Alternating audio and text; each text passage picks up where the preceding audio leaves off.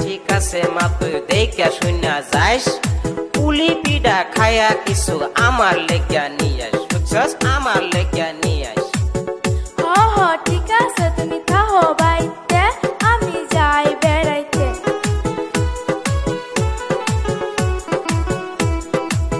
ও মামি আসুনি বাড়ি আইসি আমি তাসি আপনাদের বাড়ি ও তো আইসা ঘরে আইসা বস